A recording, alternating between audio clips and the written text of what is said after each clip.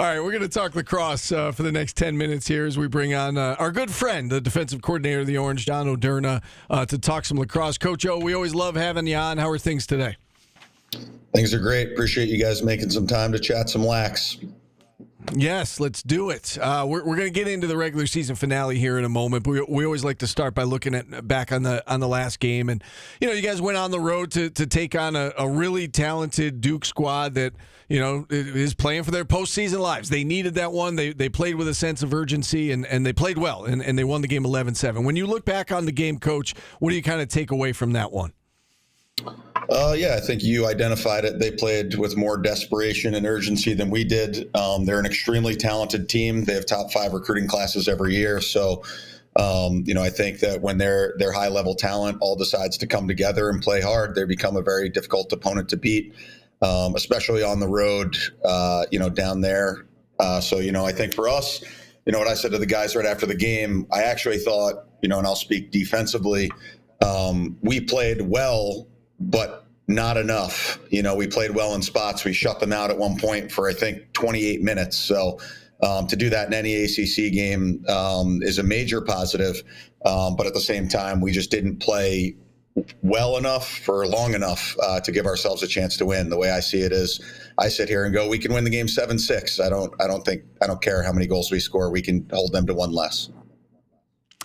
Some coaches will say that you learn more from a loss. Is that true? Do you think you guys learn more from, these last 2 games because of the outcome, or can you still learn things, from victories?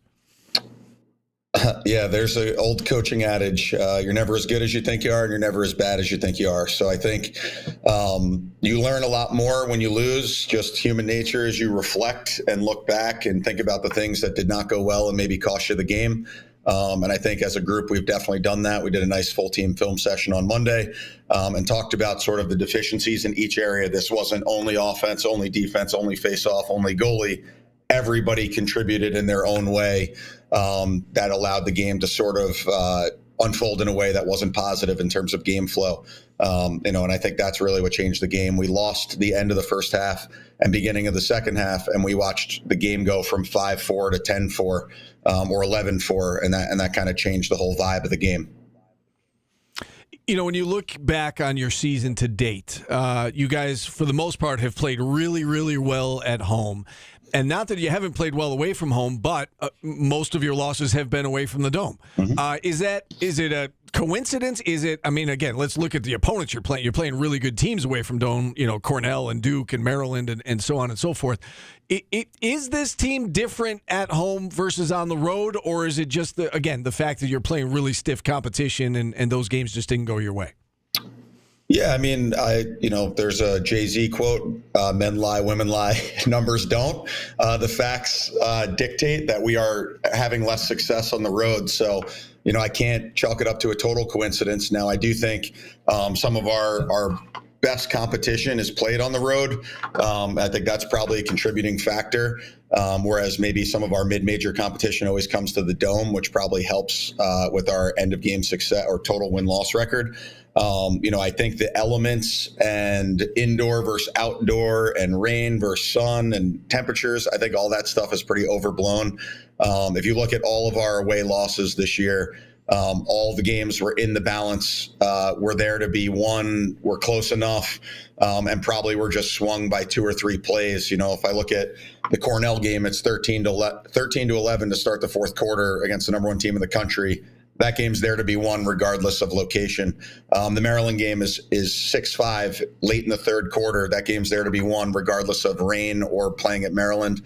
And Duke, same thing. It's 5-4 late in the second quarter, last 5 minutes, and then the game sort of unfolds with a series of bad plays. I don't know if that has anything to do with playing indoors, outdoors, home or away. But what I will say is, obviously, I think if you examined every team in the country, their record's probably better at home. Yeah, for sure. And that's one of the reasons we love having you on, by the way, dropping Jay-Z lyrics on us. We love that. It's Friday. I figured, why not? Right, exactly. Leading into the weekend. Paulie's over here talking about the country club. All right, 2 straight losses this late in the year. How is the team's mental psyche right now? As you try to regroup and get ready for North Carolina, how is the team doing mentally right now and confidence-wise this late in the year? Yeah, I mean, I think you guys have talked a lot about it, the day-to-day approach, but I think us continuing to focus on trying to go 1-0 every week, 1-0 versus each day, and then ultimately 1-0 every week. We've been telling the guys we only have to be better than one team in the country this week, and right now that's North Carolina.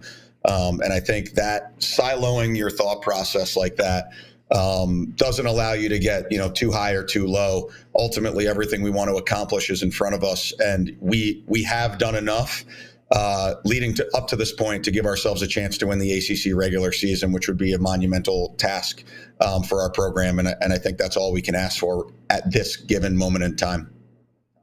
A win, and you're the number one seed. As you said, ACC regular season conference champs. You get the number one seed at the ACC tournament, but it's not going to be easy. We know Carolina's really, really good. As you prepare for this game, and you've been looking at tape all week, what stands out to you about the Tar Heels?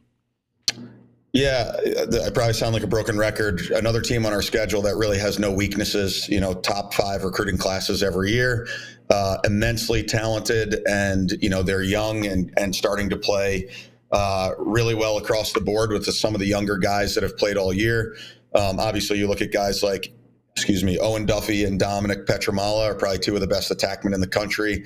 Owen Duffy might be one of the best players we've had to defend all year. So, I think we'll definitely have our hands full. They play a very free-flowing style of offense.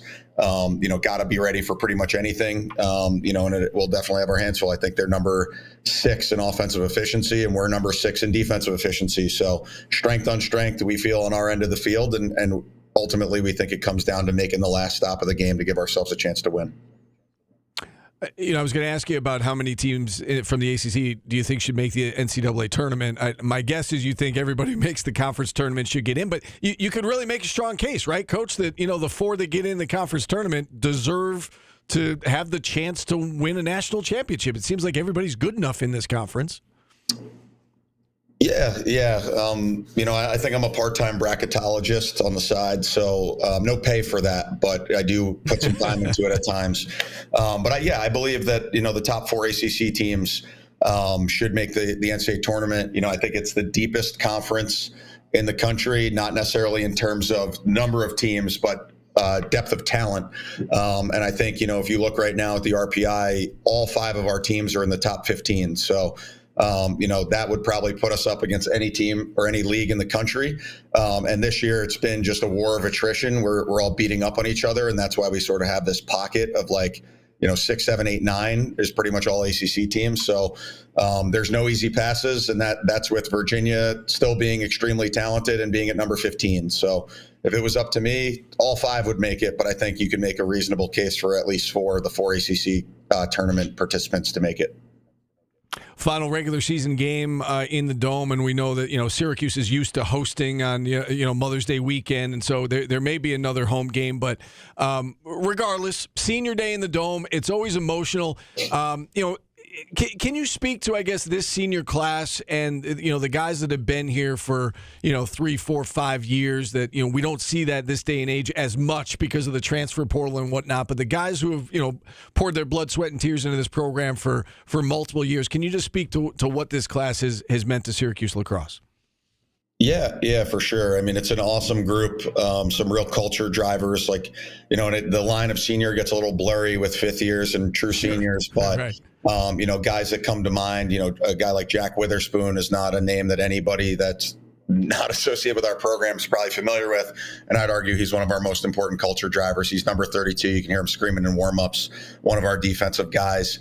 A lot of guys that are playing on the scout team or getting a lot of minutes have been tasked with a lot of big roles over their time. And I think they've seen a lot. They've been here for obviously the lows and now some of the highs.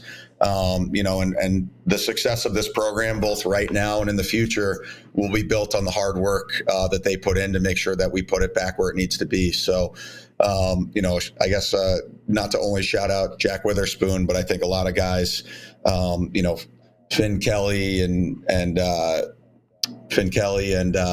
Caden Cole and Nick Kakemo and a lot of these guys that just do whatever you ask of them, and they're just good guys to have around the program. And like you said, it's always a little bit emotional, but luckily for us, it's not goodbye. It's just another game, and then our job is to earn more time together, get the win, and earn more time together. Very well said. Big one this weekend inside the Dome against North Carolina. Best of luck, Coach, as you wrap up the regular season and get ready for the start of the postseason. Awesome. Really appreciate you guys having me, and hopefully see everybody out at the Dome tomorrow. All right, 5 o'clock start inside the Dome between Syracuse and North Carolina. Again, a win, and Syracuse earns the regular season conference crown and the number 1 seed in the ACC tournament, Paul. 4:30 pregame TK99, and that means Yankees will be, because we didn't want to run the risk of an overlap. Yankees will be on Sunny tomorrow, 12:25 pregame. Programming note from Paulie, one of the many hats that you wear. Yes. We will take a timeout. When we return, we're talking wrestling. Sam Roberts will join us on the other side. We're back after this on ESPN Radio.